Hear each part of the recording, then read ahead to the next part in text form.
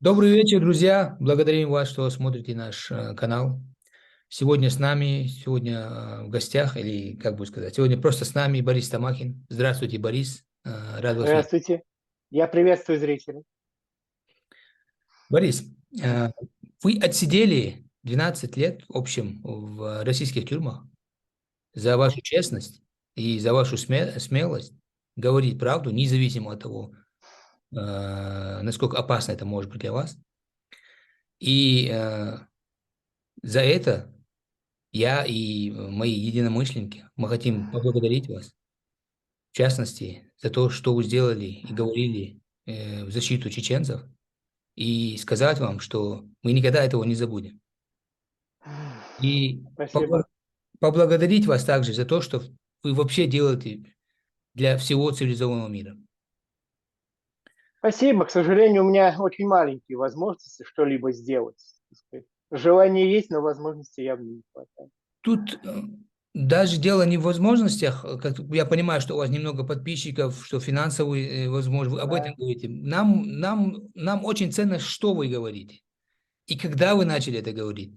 Когда еще это на пальце одной руки можно было сосчитать людей в России, которые были готовы, которые стали на нашу сторону, поняли чеченцев Ну да. и открыто говорили об этом. Так что мы все знаем и все помним и ценим. Итак, Спасибо. мой первый вопрос. Когда Как и когда вы поняли, что чеченская война преступна? Ведь вы тоже слушали российскую пропаганду и находились, так сказать, в зоне ее действия. Вы понимали больше, чем другие, или тогда все понимали и вы были просто смелее других? Ну, понимаете, в чем дело? Я в достаточно разумном возрасте застал еще Первую войну. И я вам хочу сказать, что российская пропаганда тогда была немножко другой. Может быть, об этом сейчас не все помнят. Но в Первую войну еще не было такого тоталитарного режима, который возник при Путине. И, так сказать, это может прозвучать парадоксально, да, несмотря на то, что это государство проводило геноцид в Ичкерии уже тогда, потому что уже Первая война была геноцидная, это все как бы прекрасно помнят. Но тем не менее, если как бы смотреть на то, что происходило внутри России самой, как бы, политическая жизнь была достаточно свободна, я вам скажу. Таких законов безумных, как потом начали приниматься при Путине с 2000 года, не было. В политическом смысле было все достаточно свободно. Вот, там, внутри. И, в общем-то, пропаганда была другая, потому что, большинство прессы, большинство, так сказать, либеральной интеллигенции, большинство правозащитников выступали против этой войны. Это я тоже помню. Может быть, они как бы не поднимались до того, чтобы признать право Чеченской Республики Ичкерия на независимость, и как бы так по умолчанию, вот по инерции считали там ее частью России. Но во всяком случае они были в жесткой оппозиции тому геноциду, который там происходил. Вот эти все зачистки, вот эти все проверки паспортного режима, там, фильтрации и все остальное, все это подвергалось жесткому осуждению в прессе. И поэтому, в общем-то, немножко другая атмосфера была. Были живы многие, там был жив, допустим, Мнацаканян, с которым я общался, которого я знал, который ездил туда. Он умер вот в прошлом году. Вот, другие многие были живы, люди, кто занимался чеченской темой. Попов занимался чеченской темой, я помню. Об этом рассказывали. О тех зверствах, которые там происходили, о тех ужасах, которые там творились, люди рассказывали. Вот это все было известно, другая атмосфера немножко была. Вот, поэтому тогда, в общем-то, это было естественно. Все приличные люди так или иначе выступали против. Я помню, что Новодворская же прямо написала, когда началась Первая война, она написала листовку, где прямо сформулировала, что в огне грозненских пожаров сгорели заслуги Бориса Ельцина перед страной. Ну, там на нее завели дело за эту листовку, но потом, между прочим, вот как бы характеристики различий между тогда и сейчас, там на нее ФСБ завело дело, ее таскали на допросы, она там была под подпиской о невыезде. Кончилось тем, знаете, чем кончилось это дело? Кончилось тем, что лично Ельцин позвонил туда, в ФСБ, и попросил дело закрыть. Дело закрыли. То есть атмосфера была другая, и я уже тогда, ходил на антивоенные митинги, как мог, так сказать, будучи там молодым еще студентом, участвовал вот в этом антивоенном движении, тогда еще как бы в массовке. Митинги были достаточно большие. Я там, ну, стоял, просто слушал и, так сказать, участвовал таким образом больше, пассивным. Вот. Но тогда это было, ну, нормой для всех приличных людей. Большинство нормальных людей выступало против войны. Вот потом, в 99 году, ситуация резко изменилась. Я честно вам скажу, я сначала не верил, когда я увидел, что они начинают новую войну против Ичкерии. Мне сначала не верилось. Мне сначала не верилось, что они решатся. После, так сказать, того пинка хорошего, смачного, который им дали чеченцы 3 года назад всего лишь, в 96-м, мне сначала не верилось, что они посмеют. Вот. Но они устроили все по-умному, потому что, эти за дело взялись чекисты, это как бы была другая совершенно категория. Это был не Ельцин, который был там простоватый такой, он, может быть, и делал глупости, но потом имел мужество все-таки признать, что он сделал глупости, и попытаться исправить. Это были люди совершенно другого типа, холодные и циничные подонки. Вот. Они взорвали 2 дома в Москве, вот, устроили как бы истерию на этой почве, поднялась жуткая паника. Осень 99 года мне, так сказать, памятна на всю жизнь. Вот. И тогда, да, тогда фон как бы общественный совершенно переменился. Все, так сказать, задрав штаны, побежали за этим Путиным, который возник вот как, так сказать, спаситель от страшных террористов, которые там завтра ваш дом взорвут. Специально так подводилось как бы общественное мнение к таким выводам, что Путин въехал там на белом коне в Кремль как спаситель от террористов. Вот. У меня было такое ощущение, что я один как бы против этого выступаю. Тогда я в конце концов, видя, что какая свистопляска происходит, уже осень 99 года, что все как с ума сошли. Вау, какой-то такой сплошной катится. Вот тогда я просто взял книжку записную, стал ее как бы листать, искать людей, с которыми я когда-то что-то вместе делал в предыдущие годы. Каких-то своих старых знакомых, пытаться их обзванивать их и пытаться наладить какой-то протест, какой-то что-то организовать, уже как бы, ну, уже не приходя на чьи-то митинги, а уже пытаясь организовать самостоятельно. Вот именно тогда, с осени 99 года, потому что я понял, что больше некому. Больше просто некому. И было такое ощущение, что если я не найду никого, никто со мной не согласится пойти вместе, так сказать, протестовать против творящегося беспредела, я пойду один. Вот. Я набрал какое-то количество народа, и мы как бы начали эту кампанию вот так вот. Вот. Такие воспоминания как бы трагические достаточно. Вот. Так что не знаю, понимал ли я больше или был ли я смелее, но во вторую войну уже было понятно, что надо что-то делать самому, потому что ситуация кардинально изменилась вот из-за взрывов домов. Они это сделали как бы с правильным расчетом на панику и на массовую истерию. То есть вы считаете, что из-за работы спецслужб большинство даже не понимало всю преступность этой второй войны? Ну, конечно, их запугали до ужаса. Но вы представляете себе, взрывается дом жилой, да? Под утро люди спят, да, вдруг взрывается дом на Гурьянова и показывают вот эту жуть. Это самый дом, целый подъезд просто выпал. Длинный такой дом, целого подъезда просто нет, там завалы, там вытаскивают людей окровавленных из-под завала. Это в Москве, представляете себе? В Москве. Понятно, что это жуть, вообще никто не ожидал такого, все были в ужасе. И понятно, что все легко поверили, что это, значит, сделали чеченские террористы. Потому что легко, когда люди в таком паническом состоянии, то легко им внушить что угодно. Назвать виновного, там, показать пальцем и скрикнуть «Ату!» и все. Натравить, так сказать, на чеченцев, на кого угодно. Люди в таком состоянии, что они не будут особо вникать и анализировать. У них взвинчены нервы, они в панике, в ужасе. Кончилось же чем? Кончилось тем, что когда в сентябре 99 года в Рязани они планировали взорвать очередной дом, кто их там поймал на, так сказать, на месте преступления? Местный житель, которого до этого телевидение накручивало там месяц лишь. Вот, собственно говоря, их пропаганда в конце концов вышла им же боком, потому что этих чекистов, которые минировали дом в Рязани, поймал местный житель, потому что местный житель уже был с обостренной бдительностью, его телевидение уже накрутило.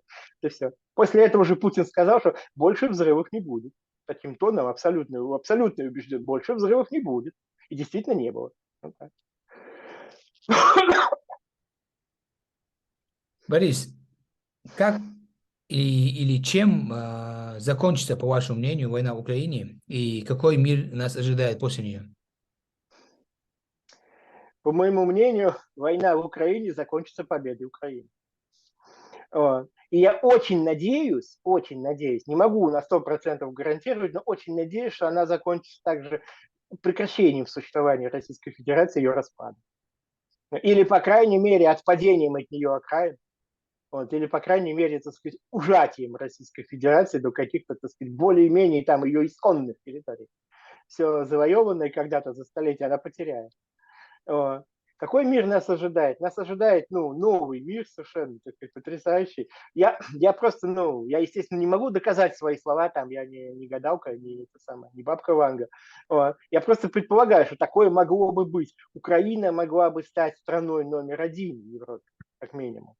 Украина имеет огромный потенциал, ее народ проявил себя как действительно народ, как действительно, так сказать, народ, способный на такие потрясающие вещи. Он уже второй год выдерживает вот эту чудовищную войну, остановив и отбрасывая вот эти орды оккупантов, освобождая, так сказать, оккупированные территории, сдерживая их там под Бахмутом, этих ублюдков.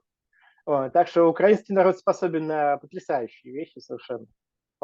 И понятно, что Запад, ну, старые страны Запада не очень-то заинтересованы, чтобы Украина появилась, так сказать, как конкурент, чтобы Украина, ну, влила вот эту вот новую кровь, так сказать, в жилы Европы и дала, так сказать, новые смыслы. Конечно, там будет это все встречено так. Будут говорить, что да, мы типа поддерживаем, мы, так сказать, за, и будут сжать руки и улыбаться, но за спиной они будут, наверное, пытаться, так сказать, как-то сдержать Украину все-таки. После окончания войны уже там Украина собирается вступать в Евросоюз, и некоторые члены правительства говорят, что вот-вот уже после войны там нас быстро примут, все такое. Я сомневаюсь, что их быстро примут. Так же, как, кстати, я сомневаюсь, что Украине вообще надо туда вступать. Но в любом случае победа, такая колоссальная победа историческая над историческим врагом, совершенно чудовищным, над вот этим вот абсолютным злом, дистиллированным, таким, химически чистым в лице Московии. Конечно, эта победа ставит Украину вообще на такой беспрецедентный уровень совершенно. Это будет вообще, могу сказать, ну, без преувеличения, может быть, это пафосно слишком прозвучит, что 21 век имеет шансы стать украинским веком после вот этой победы. Мне очень нравится ваш сценарий. Я очень хочу, чтобы Да, было бы здорово. да, чтобы он осуществился. Есть такие критические мнения, что вот после распада будет хаос, дележка территорий, все эти нацменьшинства передерутся между собой, все такое. Не кажется ли вам, что это специально накрученные проблемы, что это раскручено больше, раздуто больше того, чем на самом деле, что на самом деле есть? Ну, разумеется, разумеется. Не будет никакого хаоса. Понимаете, хаосом запугивают вот те, кто хочет сохранить империю. Они вот именно поэтому и запугивают, чтобы, так сказать, не допустить ее распада, чтобы, так сказать, затуманить людям мозги. Что будет хаос, будет какая-то дележка, будет вообще ужас сплошной. Там. Война всех против всех. На самом деле нет, не будет этого. Есть, знаете, вся эта внутренняя междоусобная борьба, по крайней мере, в Российской империи и на территориях, которые она столетиями завоевывала, вся эта борьба, в общем-то, происходила именно под влиянием и по причине усилий колонизаторов. Именно колонизаторы вносили вот эти условия, которые, так сказать, выливались потом в какую-то борьбу. Потому что есть старый, еще с римских времен известный принцип «разделяй власть». Народами, которые разделены, которые стравлены, которые, так сказать, не с колонизаторами совместно воюют, а воюют между собой, грызутся там за какой-то клочок земли. Конечно, в Москве легче такими народами управлять, легче, так сказать, держать их в покорности и подчинении. Поэтому это все нарративы Москвы, нарративы колонизаторов, нарративы вот этого москальского империализма, что не дай бог, распадется империя, будет какая-то война, кровь там и так далее. Ничего не будет. Больше проблем и крови и всего остального вот сейчас, за вот эти вот, сейчас, в наше время, в 20 веке и в 19 и все столетия, пока существует империя, там лилась кровь, потому что колонизаторы организовывали такую политику, чтобы стравливать народы. Именно распад империи положит вот этому всему конец. Изгнание колонизаторов и обретение народами независимости и субъектности. Вот и все. Что бы вы посоветовали чеченцам-демократам, тем, кто хочет видеть свое государство на демократических принципах? Что я могу посоветовать? Я могу скорее пожелать, кстати, чеченцам добиться независимости Ичкерии, Действительно добиться, не упустить тот шанс, то окно возможностей, которое вот открывается сейчас. Может быть, там завтра на послезавтра, когда уже, так сказать, определится окончательно победа Украины, там начнется распад империи, добиться своего, добиться, так сказать, независимости Ичкерии и воспользоваться этим моментом. Вот. Это будет, ну, историческая победа и восстановление справедливости, так сказать, после всего, что пережил чеченский народ за вот эти годы, так сказать, начиная еще с 90-х, с первой российско-чеченской войны. Надо, наконец, покончить с этим. Чеченский народ как бы один из первых вообще кандидатов на независимость, на освобождение, на, так сказать, свою государственность, на то, чтобы покончить с этой империей, которая подвергала его геноциду столько. Вы знаете, у нас есть, ну, расходятся в народе мнения по поводу того, как Чечня будет освобождаться после распада или после проигранной России войны. Если Россия распадется, то это уже ну, более легче для нас сценарий. Все, и так уже все расходятся, все, в принципе, все нормально. Но если нет, то мнение, что вот чеченцы обладают такой силой, особенно чеченцы, которые сейчас находятся на свободе, то есть на Западе, что обладают такой силой, чтобы сами собрать вооружение, армию и поехать освобождать, оно очень ошибочно, потому что мы уже 20-30 лет находимся в перманентном геноциде и постоянной борьбе за выживание. Просто у нас без протектората и помощи Запада среди моих Ну так-то да, понятно. да, среди моих Понятно. единомышленников нету другого как бы видения, кроме как с помощью Запада и протектората Запада. Хотя, Нет, ну понятно, что Запад должен будет поддержать, естественно. Совершенно несомненно, потому что силы чеченского народа, конечно, истощены вот этим всем бесконечным геноцидом. Лучшие люди или погибли, или уехали в эмиграцию, да. В самой Чечне что творится, так сказать, безумный совершенно режим. Вот. Понятно, что ну, предсказать заранее, как будут разворачиваться события вот непосредственно, так сказать, с крушением путинского режима, там, вот этого кадыровского режима в самой Чечне нельзя, потому что никто точно не знает. Иммигранты, видимо, я думаю, что большинство иммигрантов вернется, как только откроется возможность туда вернуться. Но понятно, что в самих событиях, которые будут там происходить в связи с падением этого кадыровского режима, будут местные, конечно, больше участвовать, те, кто сейчас непосредственно там находится. Я абсолютно уверен, что люди смирились, временно, они терпят вот это безумное насилие, но они в душе, так сказать, принципиально, они, конечно, не смирились с тем, что над ними творится такое насилие, что как только чуть-чуть откроется какой-то просвет, будет чуть-чуть легче дышать, они, естественно, поднимутся, сметут вот это все. Потому что, ну, в конце концов, чеченцы 400 лет боролись за свою свободу. Это вообще грандиозный путь прошли. Неужели только для того, чтобы сейчас полностью сдаться, и вот этот Кадыров будет там издеваться над ними как хочет? Нет, конечно. И это будет Кадыров, я думаю, Кадыров же прекрасно знает, что пока, ну, что когда не станет, если и когда не станет путинского режима, который его поддержит, он там 3 дней не проживет в этой Ичкерии. Он именно прекрасно же знает. Именно так. Многие почему-то не понимают, и иногда слышится в информационном поле в Украине тоже упрек чеченцам, что вот как вы могли так, вот во что вас превратил Путин или там Кадыров, вот как вы могли так сломаться. И люди не осознают весь ужас, через что мы проходили и проходим. И я не хочу им даже, чтобы они его видели, чтобы знали, каким он был. Просто люди иногда не до конца, не понимая ситуацию, иногда пишут упрек нам такие вещи, особенно в комментариях читаешь такое. Ну, я для себя решаю, что, наверное, это какой-то бот, потому что ну, человек адекватный, который сейчас на Так себя... ведь, слушайте, так ведь когда, ну, когда это все, вот представьте такую ситуацию, когда вот там это все рухнет, в Москве рухнет, и там в Грозном этот режим рухнет, да, а что будут делать вот эти все прихвостни Кадырова, все, кто там пытает, убивает, да, и, так сказать, издевается над народом, что они будут делать? Они же тоже немедленно вспомнят, что они чеченцы, опять приобуются и скажут, что мы за несоциальность, мы всегда были за независимость, мы воевали там в первую войну, во вторую, и все. Как будто так и надо. Вот так будет, я абсолютно уверен. А сейчас с ними что делать? Будет вопрос. Вот, потому И что их достаточно много.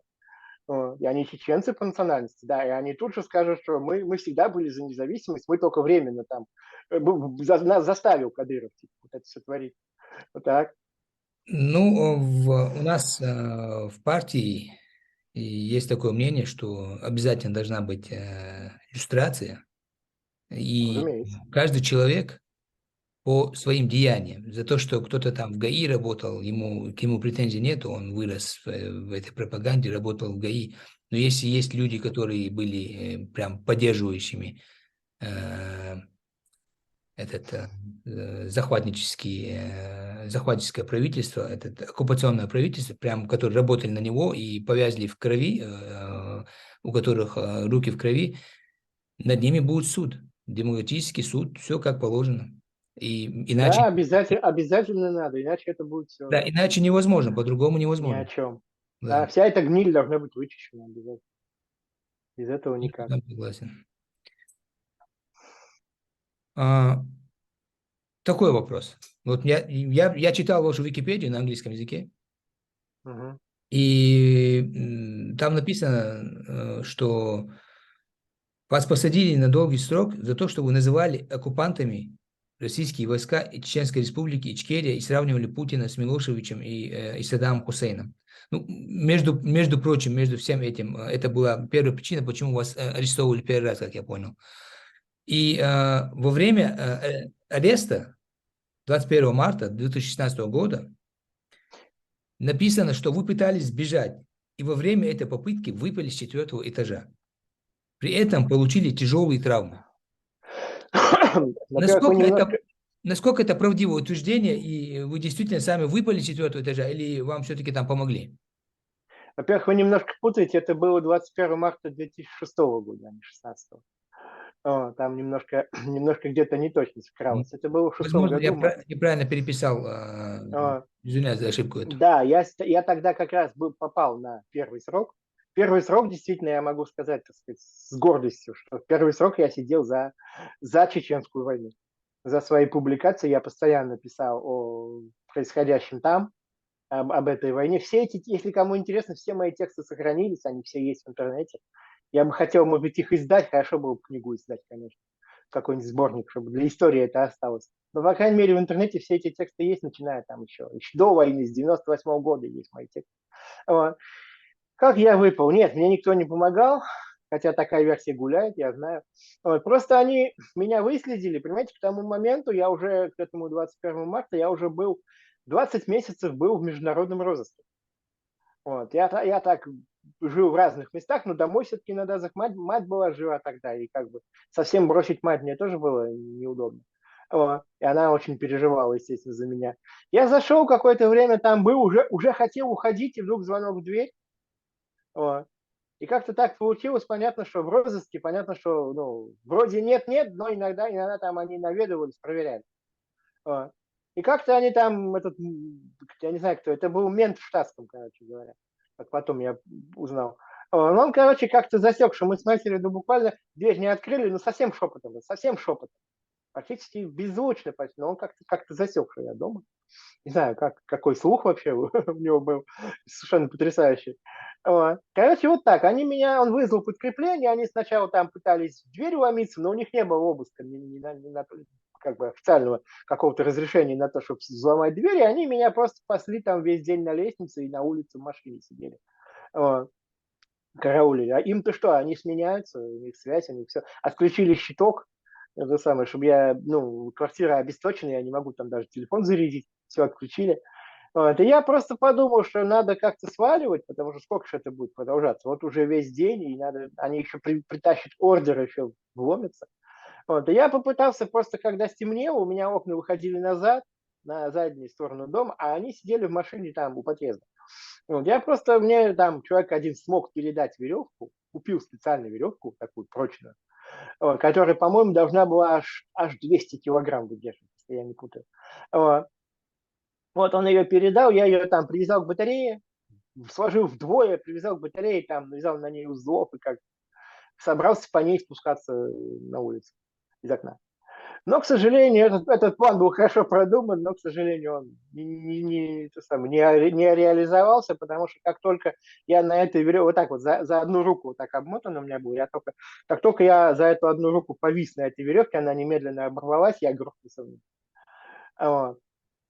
Вот так вот было. То есть никто не помогал, к сожалению, вот веревка, которая вдвое была сложена. 200 килограмм там она или сколько, я не знаю, выдерживала, но тем не менее. Получилось вот так, неудачно. Я М. упал там, переломался, да, сломал позвоночник, сломал ногу. И в таком состоянии меня скорая в реанимацию, а потом уже в 20-й больнице в Москве есть больничный ИВС. Как раз рядом, ближайшая больница от меня. То есть меня в любом случае туда отвезли. Но так отвезли в больничный ИВС под стражей. Там мусора стоят, охраняют двери. Вот так. А. Мой следующий вопрос прислан мне однопартийцем, который попросил меня задать вам его. Сергей Владимирович, следите ли вы за пропагандистской работой Лубянки и Кремля, избирательно направленной на чеченскую аудиторию с радикализацией и параллельно на мировое общество с очернением чеченцев? То есть,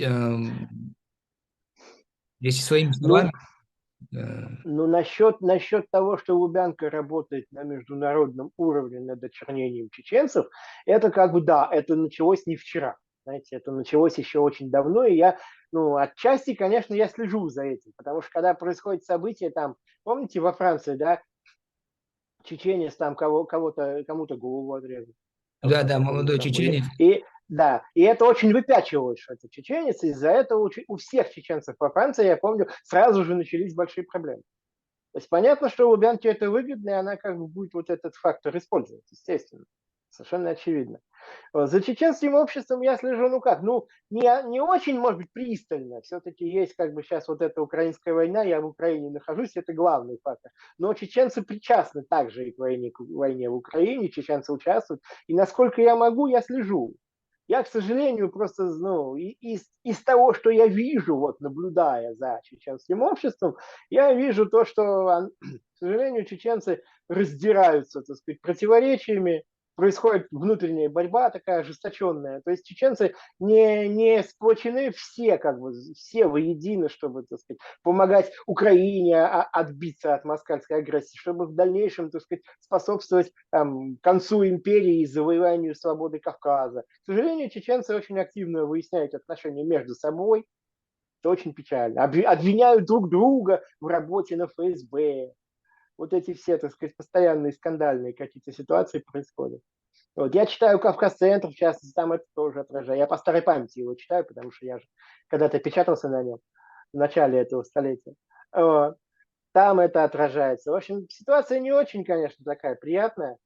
Вот. Я бы хотел, конечно, пожелать, чтобы все как бы отбросили эти разногласия и сплотились по возможности. Я понимаю, что это глаз вопиющего в пустыне. Что этого в ближайшее время нельзя ожидать, к сожалению, большому.